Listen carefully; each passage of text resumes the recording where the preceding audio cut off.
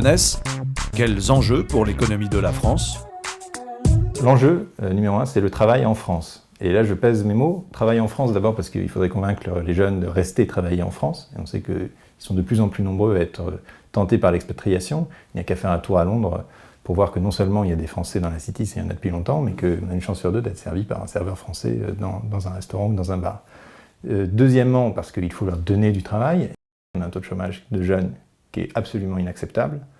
Et pour cela, il faut faire des réformes du marché du travail très fortes. On voit que dès qu'on ouvre un marché, les premiers à en bénéficier, les premiers à se jeter dessus, c'est souvent les jeunes outsiders issus des banlieues.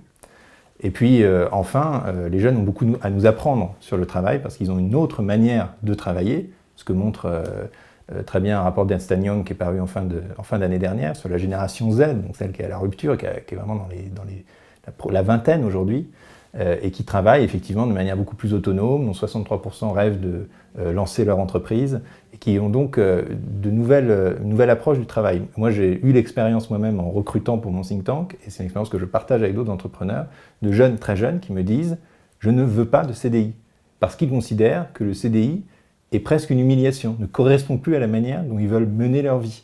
Et le problème, c'est que nos régulations actuelles ne permettent pas vraiment de leur créer le statut qui leur laisserait une grande indépendance tout en ayant un donneur d'ordre unique. On a tendance d'entrée de jeu à voir tout ce que sont les défis qui pèsent sur la jeunesse. Des problèmes d'emploi, des problèmes de précarité, des questions de logement. Mais il faut bien voir quand même qu'en perspective longue, la jeunesse est au cœur de ce que sont les défis futurs en matière de croissance économique. C'est là qu'est la difficulté pour l'économie française, en matière d'innovation, de formation, de création d'entreprises.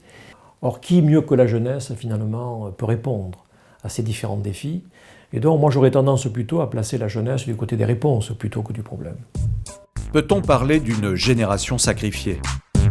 J'hésiterai pas à parler d'une génération sacrifiée. Il me semble que la génération du baby-boom, qui a traversé mai 68, a construit une société pour se protéger elle-même. Et finalement, en défendant un modèle social, a surtout défendu ses propres intérêts. Et ça se voit dans la dette, dans le marché immobilier, dans les régulations du travail. Tout ça n'est pas par hasard et tout ça a des causes sociologiques très précises et crée une vraie rupture générationnelle. Bon, les références bibliques en économie, je n'y suis pas très favorable. Le sacrifice, le péché, quelquefois. Regardons de façon froide la situation finalement de la jeunesse. D'abord, il n'y a pas que des mauvaises nouvelles. Quand on regarde ce qu'est la situation des jeunes, comparé à ce qu'était pour leurs parents, leurs grands-parents, l'accès à tout un ensemble de biens au plan domestique, ce qu'est leur espérance de vie, ce qu'est leur état de santé, ce qu'est l'accès également à un nombre d'infrastructures publiques. Il y a quand même pas mal de bonnes nouvelles. Et surtout, la jeunesse est un concept assez vague quand même, parce qu'il y a énormément de strates à l'intérieur de la jeunesse. Et de ce point de vue, il y a tout autant peut-être une jeunesse qui souffre, qu'une jeunesse à l'inverse qui investit, qui innove, qui s'implique. Et donc parler d'une génération sacrifiée, ça me paraît un peu réducteur et sans doute un peu connoté. Faut-il des politiques spécifiques pour la jeunesse? C'est assez paternaliste d'imaginer des politiques pour la jeunesse. D'abord, ça suppose que les politiques ne soient pas jeunes eux-mêmes, et ça c'est une anomalie. Après-guerre, la moyenne d'âge des députés c'était 40 ans. Aujourd'hui, la moyenne d'âge des députés correspond à la moyenne d'âge de départ à la retraite en France.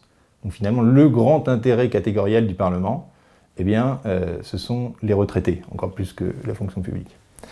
Et puis deuxièmement, les politiques spécifiques pour la jeunesse, ça se termine toujours par des emplois jeunes, par des emplois aidés. Non, il faut avoir une politique éducative digne de ce nom. Ça, chacun ensuite peut proposer des solutions. Nous, on travaille sur les écoles autonomes, par exemple, les free schools, comment les adapter à la France. Mais il faut surtout une politique générale, qui soit une politique juste, où les jeunes soient sur un pied, simplement sur un pied d'égalité dans l'accès au marché du travail et aussi dans la gestion de la dette. C'est pour ça que nous avons proposé une restructuration de la dette française, parce qu'on pense que c'est une manière de résoudre l'injustice générationnelle. Il y a une tentation, notamment dans la classe politique, à rechercher ce que sont les réponses ad hoc, spécifiques, pour chaque type de strate de la société face aux problèmes qui se posent. Et typiquement, à propos des jeunes, on a vu l'expérience malheureuse d'un SMIC jeune, on a les emplois aidés, On a également en matière de logement l'idée selon laquelle il faudrait construire des logements spécifiquement dédiés aux jeunes. Bon, moi je ne suis pas convaincu en fait par cette tentative d'appariement constant entre les problèmes et les réponses. Je crois qu'on a des problèmes devant nous qui sont globaux. Une meilleure adaptation de la société à des défis, des nouvelles technologies, des transitions environnementales ou énergétiques, en matière de création d'entreprises. Et à chaque fois, évidemment, les jeunes sont concernés. Donc il faut ne jamais perdre de vue que les jeunes sont au cœur des réponses à apporter pour tous ces problèmes, mais ils ont leur place pleine et entière dans la société, avec des réponses globales plutôt que des réponses spécifiques.